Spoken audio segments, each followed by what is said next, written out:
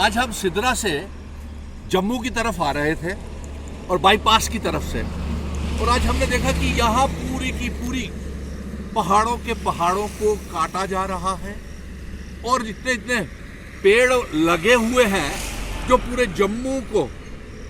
Oxygen देते हैं और जम्मू की प्रदूषण को दूर करते हैं। लेकिन बड़े अफसोस की बात है कि आप मेरे पीछे देखें कितने पहाड़ काट दिए हैं और इनके ऊपर जितने पेड़ हैं वो सब काट दिए हैं और समझ में नहीं आ रहा कि ये पहाड़ों की कटाई क्यों हो रही है और किस लिए हो रही है। ये बड़ी ताज्जुब की बात है और समझने वाली बात है। हम लेफ्टिनेंट गवर्नर मनोज सिन्हा साहब आप ही से पूछ लेते हैं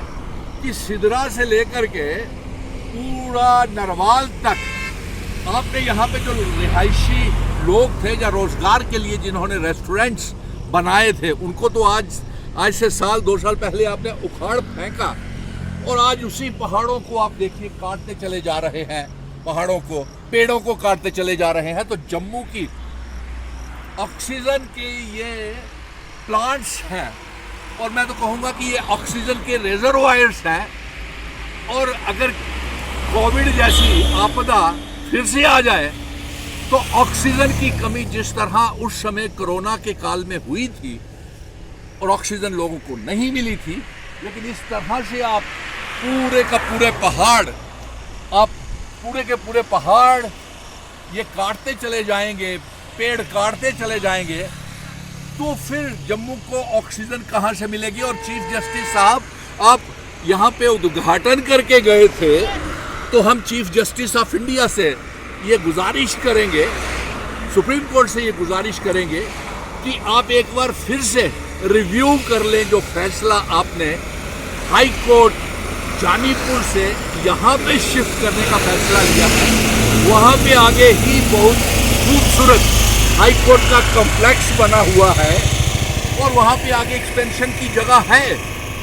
अगर वहाँ पे जगह है तो यहाँ पे 1000 करोड़ रुपया ज़ाया करने की क्या ज़रूरत है और जम्मू के प्रदूषण को, ऑक्सीजन को ख़त्म करके, दांव पे लगा करके आप ऐसा क्यों कर रहे हैं। और अभी हम आगे भी चलेंगे और आप देखेंगे कि कितने पहाड़ों के पहाड़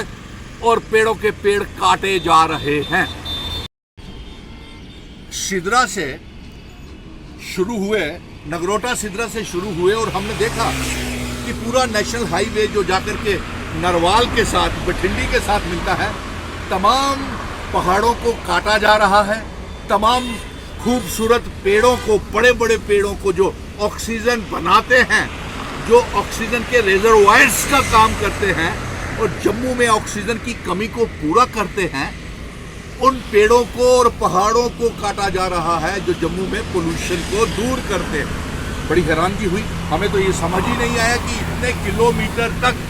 ये पहाड़ों की कटाई और ये पेड़ों की कटाई सड़क के दाएं और बाएं तरफ क्यों हो रही है। हम लेफ्टिनेंट गवर्नर मनोज सिन्हा साहब से पूछेंगे और देखते देखते हम उस जगह भी पहुंचे, यहाँ पे चीफ जस्टिस ऑफ इंडिया साहब ने वो नींव पत्थर हाई कोर्ट के लिए रखा है। लेकिन बड़ी हैरानगी की बात है कि हो सकता है माननीय चीफ जस्टिस ऑफ इंडिया को जम्मू के बारे में, टोपोग्राफी, डेमोग्राफी के बारे में सही से अवगत नहीं करवाया गया है। इसलिए हम चीफ जस्टिस ऑफ इंडिया से गुजारिश करेंगे कि आप एक बार फिर से इस प्रोजेक्ट को रिव्यू करें और दिशा निर्देश जारी करें। और मैं बार के वकील साहिबान को भी गुजारिश करूंगा कि जम्मू के आने वाली पीढ़ियों के लिए ऑक्सीजन की कमी को दूर करने के लिए आगे आए। बार के साथ साथ चैम्बर और ट्रांसपोर्टर्स और कांग्रेस, नेशनल कॉन्फ्रेंस, पीडीपी, अपनी पार्टी, तमाम संस्थाओं से कहूंगा कि आगे आएं और जम्मू को प्रदूषण से बचाएं और इस अन्याय से बचाएं जो हमारे पहाड़ों को और पेड़ों को काट करके जम्मू मंदिरों के शहर में प्रदूषण फैलाने का प्रयास किया जा रहा है। ये बहुत बड़ा अन्याय होगा और आने वाली पीढ़ियां हमारी जो है, जिस तरीके से कोरोना काल में बिना ऑक्सीजन के तड़प के हमारे लोग मृत्यु हो गई, कहीं ऐसा वातावरण, ऐसा माहौल अगर फिर से आया तो जम्मू क्या करेगा ये। और हम ये चाहेंगे कि इस काम को फिर से प्रोजेक्ट को रिव्यू किया जाए, क्योंकि जानीपुर में हमारे पास बहुत जगह है जहाँ पे कोर्ट कॉम्प्लेक्स और भी आगे बढ़ सकता है और उस स्ट्रक्चर में और भी अभी बड़ी गुंजाइश है। 1000 करोड़ रुपया जहां जाया करने की बजाय अब वहां जहां पे है हाई कोर्ट वहीं पे आप करिए। और चीफ जस्टिस ऑफ इंडिया को हम ये गुहार लगाएंगे, सुप्रीम कोर्ट को गुहार लगाएंगे और निवेदन करेंगे कि वह इस प्रोजेक्ट को एक बार फिर से रिव्यू करें, क्योंकि चीफ जस्टिस साहब को शायद ये इस इलाके का दौरा नींव पत्थर रखने से पहले नहीं करवाया गया। इसीलिए चीफ जस्टिस ऑफ इंडिया साहब से हम गुजारिश करेंगे कि वो इसको रिव्यू करें।